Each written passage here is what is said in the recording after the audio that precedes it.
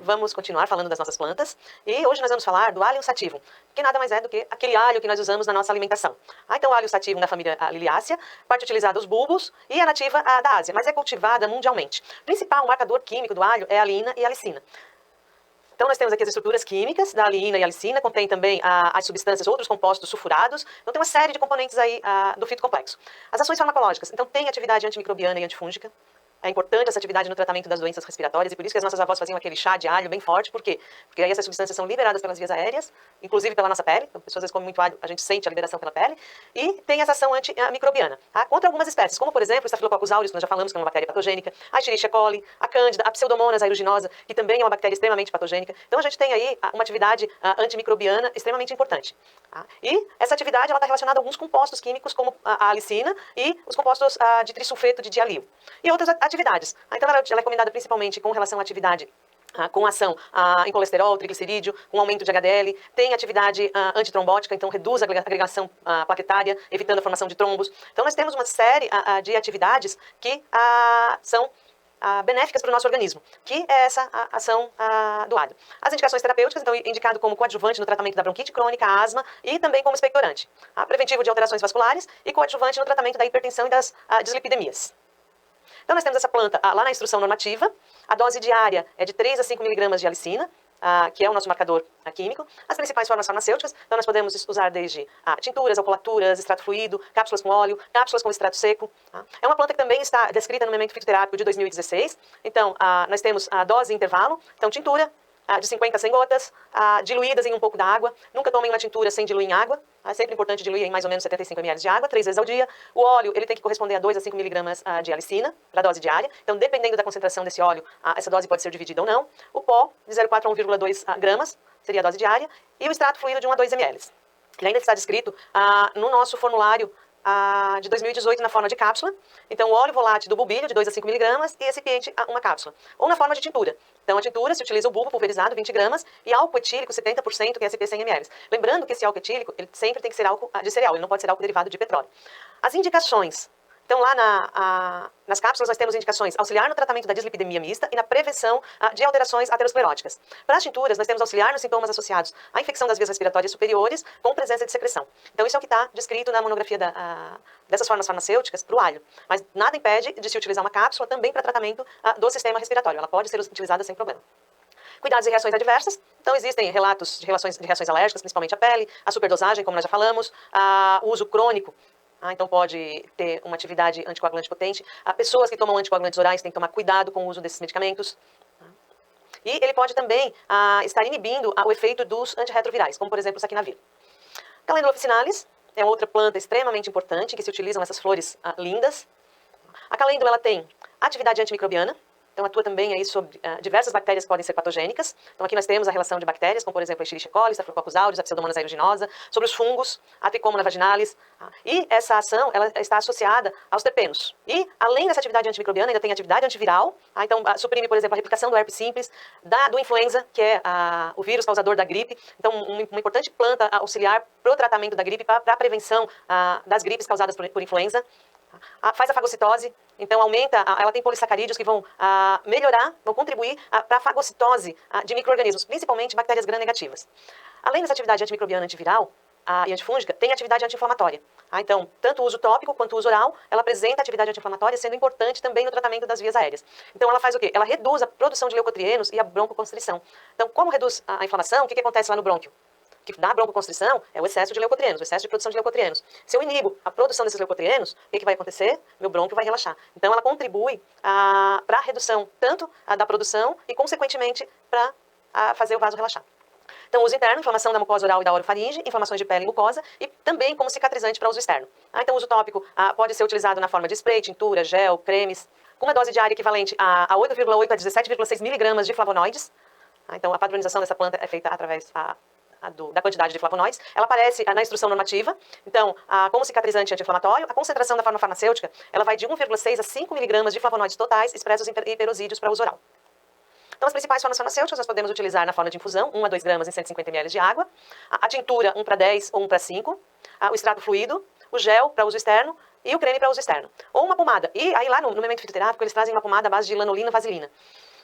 A lanolina ela é obtida a partir de lã do carneiro e a vaselina é um subproduto extraído do petróleo, então a partir dos derivados do petróleo. Hoje já existem muitas outras bases de pomadas muito mais interessantes, produzidas a partir de insumos vegetais e que podem potencializar o efeito cicatrizante. Então, a minha recomendação seria o quê? Uma base de pomada obtida a partir de um derivado vegetal, porque os constituintes graxos desses derivados vegetais, eles vão contribuir também para a cicatrização.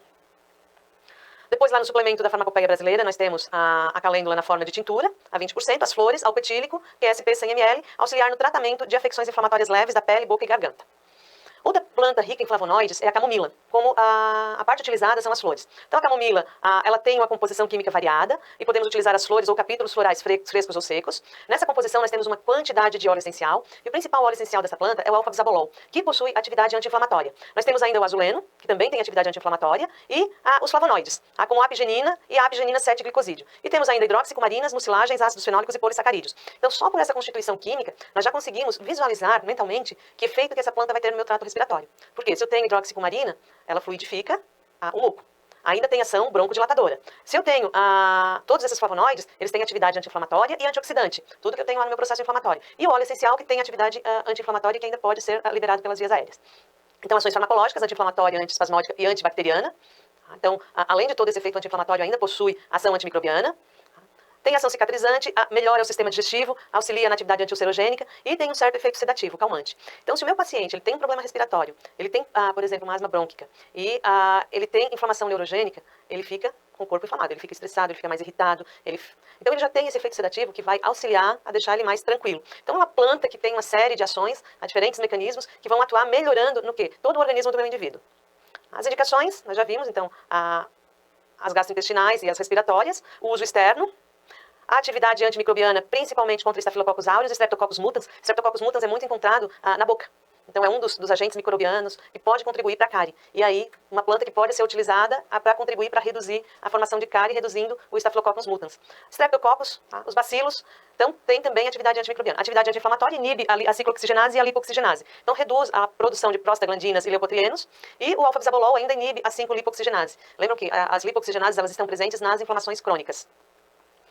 Então, a camomila, devido à apigenina, tem essa afinidade pelo receptor benzodiazepínico, o efeito sedativo dela é similar aos benzodiazepínicos. Tem ainda o efeito ansiolítico e sedativo, e o triptofano, que são precursores da serotonina, que é o mediador químico responsável pela felicidade. Está descrito lá na instrução normativa, então nós temos uma dose diária de 4 a 24 miligramas de apigenina, de marcador químico, e as indicações terapêuticas, antiespasmódico, ansiolítico e sedativo leve, anti-inflamatório em afecções da cavidade oral. Mas nós vimos que ele também pode ter ação sobre as outras cavidades das vias aéreas. As vias de administração, então o memento terápico traz todas as condições de administração, desde o infuso, que se utiliza de 3 a 4 vezes ao dia, o extrato fluido, a tintura, os bochechos, que podem ser feitos com o infuso. Tá? Então, a indicação terapêutica que aparece lá no memento terapêutico, antiespasmódico, ansiolítico, anti-inflamatório e afecções da cavidade oral. As formas farmacêuticas, então infuso, cápsula, comprimido, contendo extrato seco padronizado para ter 1,2% de apigenina.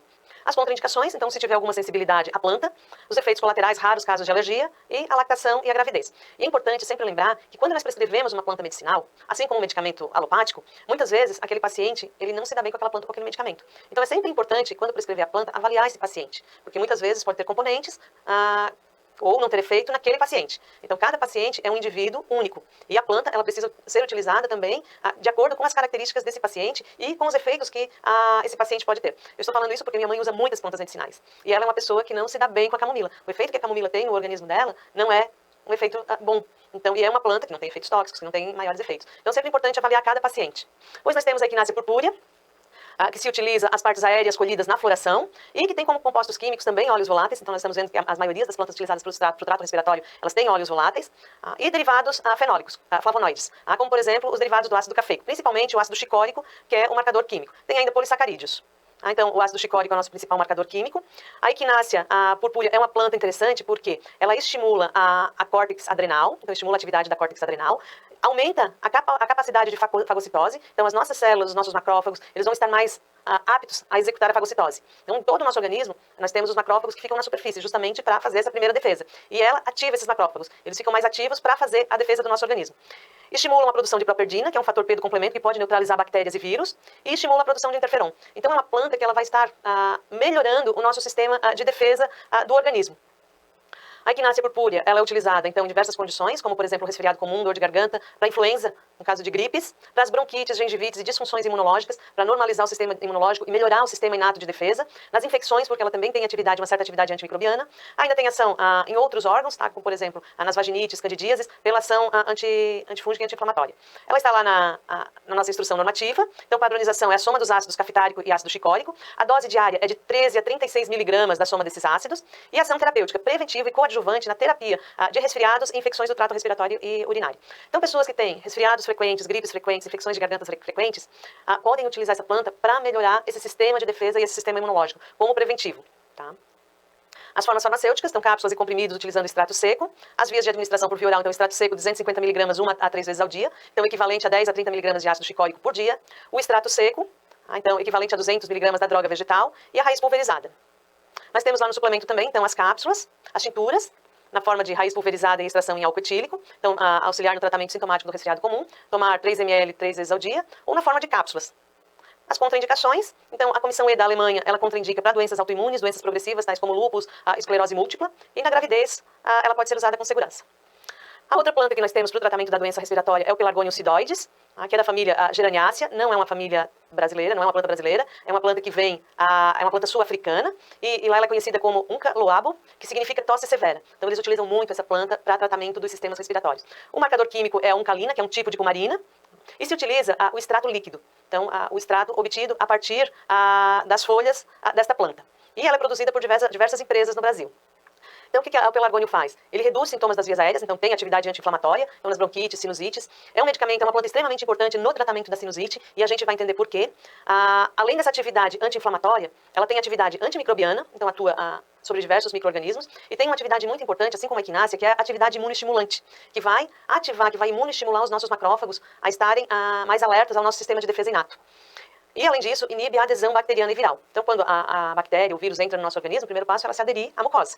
E ela inibe essa adesão. Então, ela é uma planta muito utilizada no tratamento preventivo. E na sinusite, ela tem um efeito muito importante. Por quê? O que acontece com uma pessoa que tem sinusite? Como essas cavidades, elas têm difícil acesso aos tratamentos, aos medicamentos, nós precisamos melhorar o sistema imune. E se nós melhorarmos o sistema imune dos macrófagos, ativar esses macrófagos, o que eles vão fazer? Vão fazer a limpeza da região, evitando uma posterior inflamação e infecção. Contribuindo, assim, para a prevenção da cronificação da doença e também das reincidências das doenças. Então, sempre que a gente tem reincidências inflamatórias de sinusite, bronquite, laringite, o pelargônio ele é uma planta indicada, por ele ter essa ação preventiva. Então, nós temos aqui alguns medicamentos comerciais. Nós temos a caloba, que é o nome comercial, que é utilizada no tratamento de doenças pulmonares crônicas e como antimicrobiano, que modula a resposta imune, além de ter essa ação protetora contra a lesão nos tecidos e na defesa contra a infecção. O pelargônio ele está padronizado e é utilizado na forma líquida. E aí nós temos uma planta muito importante para o tratamento das vias aéreas, que é chamada Micânia glomerata. E que deve ser muito conhecida de vocês, porque essa é uma planta nativa do Brasil, ela é chamada de guaco, e ela aparece na região sul e sudeste, principalmente nessas regiões do Brasil. E ela é chamada, o nome popular dela, ela é chamada de guaco, erva de serpente, cipó caatinga ou erva de cobra. Por quê? Os índios brasileiros, eles utilizavam muito para combater o veneno das serpentes, e daí a origem desses nomes, a erva de serpentes. Então, uma planta bastante utilizada pelos índios, já bastante estudada, então nós temos uma quantidade grande de trabalhos científicos que mostram a atividade. Então, tem atividade antialérgica, antimicrobiana, analgésica, anti-inflamatória e antioxidante. Os principais efeitos terapêuticos. Então, tem algumas plantas hoje no Brasil que nós temos um relatório do Ministério da Saúde. E esse relatório vai desde o cultivo até a padronização de medicamentos. São relatórios bastante interessantes para serem estudados. Estão disponíveis na internet. Então, os principais efeitos terapêuticos relatados pelo Ministério da Saúde. Relaxamento da musculatura lisa e fluidificação dos exudados traqueobrônquicos. Então, tem atividade broncodilatadora e fluidifica essas secreções. Fluidificando as secreções, elimina, reduz o processo inflamatório. Então, ação broncodilatadora, vasodilatadora, antimicrobiana, analgésica, reduz a dor desses processos, anti-inflamatória, também é antiulcerogênica, antiofídica, inseticida e antialérgica. Além disso, tem um efeito antitérmico. E é utilizada como tônica depurativa, antigripal e como cicatrizante. Então, ela aparece lá no formulário de fitoterápicos da farmacopeia brasileira, na forma de chás, bastante utilizada. Então, 3 gramas para 150 ml de água. Em função das cumarinas que ela tem aquele sabor adocicado, tem um sabor extremamente agradável. Então, utilizar o infuso logo após o preparo, 2 vezes ao dia. Ela aparece também no formulário da primeira edição, na forma de tintura, a 20%. Na forma de xarope, então sempre se utiliza a tintura 20% para preparar o xarope de guaco. Então se utiliza 10 ml da tintura, xarope simples, que é o xarope base de açúcar e água, completa para 100 ml. Se utiliza 2,5 ml do xarope 2 vezes ao dia.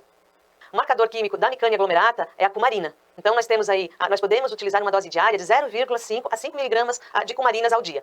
E é uma planta de venda sem prescrição médica, com ação expectorante e broncodilatadora. Nós temos também descrito o preparo da tintura. E nós temos diversos produtos aí no mercado que contêm o extrato ou a tintura de guaco, principalmente na forma líquida ou na forma de xaropes. Então aqui nós temos um exemplo, que cada ml da solução oral tem tintura de nicânia aglomerata, 0,5 ml, padronizada em 0,8 mg por ml de cumarinas. Isso aqui é um produto expectorante broncodilatador. Uma coisa que é importante alertar para o uso do guaco é que ele não pode ser utilizado em pessoas que utilizam anticoagulantes orais, porque a cumarina ela pode potencializar o efeito desses anticoagulantes. Então, um cuidado que tem que se ter com essa planta é com relação aos pacientes que utilizam anticoagulantes orais. Então, vamos finalizar por hoje. Continuamos na próxima aula com as outras plantas.